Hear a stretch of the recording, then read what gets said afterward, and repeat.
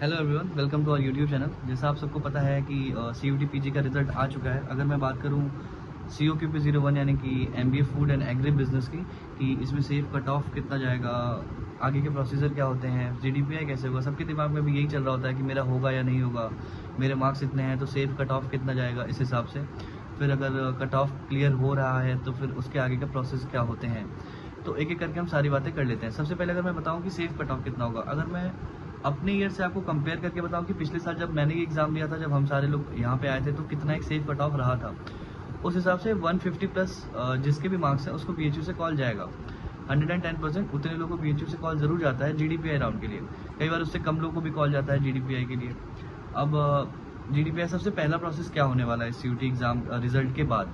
सबसे पहले आपको अपनी चॉइस फिलिंग करनी होगी। जो एक CUT आपको कुछ दिनों में ऑफिशियल वेबसाइट पे उसके आएगा कि आप अपने हिसाब से अपने कॉलेजेस की चॉइस फिलिंग बताइए कि सबसे पहले आपको कौन सा कॉलेज चाहिए, फिर कौन सा कॉलेज चाहिए। इसके लिए आपको एक CUT की तरफ से PDF सर्कुलेट होती है, जो उसके ऑफिशियल वेबसाइट पे भी प्रेजेंट होता है। तो वहाँ पे आपको ये पता चल जाएगा कि कौन कौन से कॉलेजेस ऐसे हैं जो MBA food and agri business का कोर्स आपको ऑफर कर रहे हैं। उस हिसाब से आप अपनी वहाँ पे चॉइस फिलिंग कर सकते हैं कि सबसे ऊपर BHU रखना है, या फिर सेंट्रल यूनिवर्सिटी ऑफ पंजाब है वो रखना है, या और भी बहुत सारे कॉलेजेस हैं, उन सब में से कौन से कॉलेज को प्रायोरिटी वाइज आप रख लेंगे।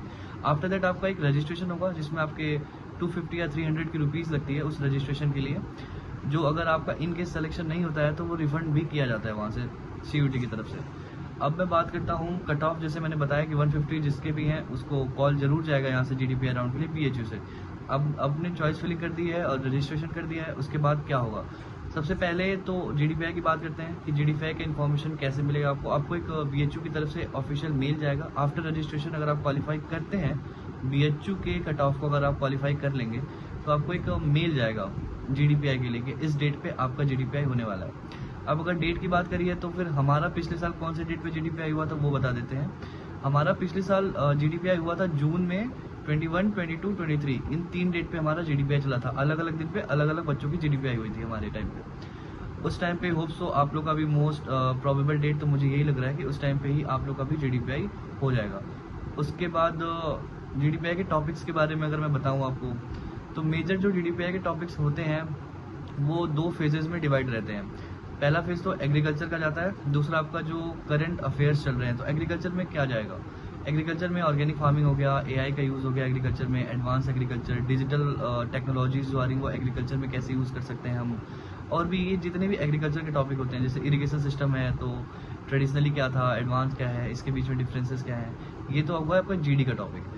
और दूसरा जो GD का टॉपिक होता है आपका वो जाता है करंट अफेयर से। करंट अफेयर्स की अगर मैं बात करूँ, जैसे अभी चल रहा है आपका reciprocal war about tariffs between America, China, India and other countries. जो टैरिफ वॉर चल रहा है देशों के बीच में, जैसा कि अमेरिका ने लगा रखा है चाइना के ऊपर 225% का टैरिफ, इंडिया के ऊपर लगा रखा है 30-35% का टैरिफ। तो ये सारी चीज़ें आपसे पूछी जाती है कि इसको आप कैसे देखते हैं, आपका व्यू क्या है। और दूसरे टॉपिक्स की बात करूँ अगर मैं एडवांस में, तो डिजिटल ट्रांसफॉर्मेशन कैसे हो रहा है एग्रीकल्चर में, और मेटावर्स का क्या यूज़ है, सोशल मीडिया का क्या यूज़ है, ये सारे आपके GD के टॉपिक्स होते हैं इस टाइम पे, जो आपसे यहाँ पे GD करवाई जाएगी। GD के बारे में अगर मैं थोड़ा और बताऊँ तो यहाँ पे पैनल बनते हैं 10-10 से 8-8, 10-10 बच्चों के एक पैनल बनेगी, उसमें सबका एक साथ GD चलता है। उसके बाद होगा आपका पर्सनल इंटरव्यू, PI 30 मार्क्स के होते हैं और GD भी 30 मार्क्स का होता है आपका, दोनों मिला के 60 मार्क्स, और इन दोनों 60 मार्क्स को ऐड किया जाएगा आपके CUT मार्क्स में। फिर फाइनल कट ऑफ BHU निकालता है, और अगर आप उस फाइनल कट ऑफ को क्वालिफाई कर पाते हैं तो आपको फाइनल मेरिट लिस्ट को मेल किया जाता है कि हाँ you are selected for the admission in BHU। After that मैं अगर बात करूँ कि रजिस्ट्रेशन किसको करना चाहिए, कुछ लोग ये सोच रहे होंगे कि 150 मैंने बोला है तो 150 से ऊपर अगर मार्क्स है तो ही रजिस्ट्रेशन करना बेनिफिशियल है। ऐसा नहीं है।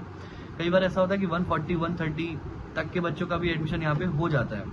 तो किसी को पता नहीं कि कितना कट ऑफ जा रहा है इस बार, तो प्लीज़ अगर आपके 150 से कम मार्क्स हैं तो भी रजिस्ट्रेशन तो एटलीस्ट करिए आप, क्योंकि पैसे तो वैसे भी रिफंड हो जाते हैं। तो रजिस्ट्रेशन करना मतलब ज़रूरी है कि अगर क्या पता चांसेस बने तो आपका हो जाए एडमिशन, तो रजिस्ट्रेशन ज़रूर करिए।